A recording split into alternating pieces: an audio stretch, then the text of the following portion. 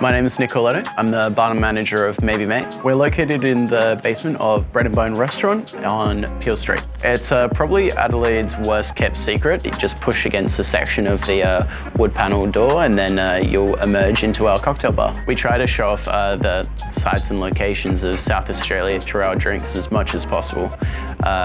We're in love with this state, and a lot of the way that we showcase our produce is in the context of an exceptional drinking experience, not just for people who choose to drink alcohol, but also for people who want to opt out of drinking alcohol. We're often like, some of our closest friends, so we want them to share in that experience and to be included in this social outing. So today I'll be making a drink called Dark Horse. So we combine Lyre's Italian orange along with seasonal fruit. At the time, blood plums and mandarins were popping off, and so it made a lot of sense to combine the three.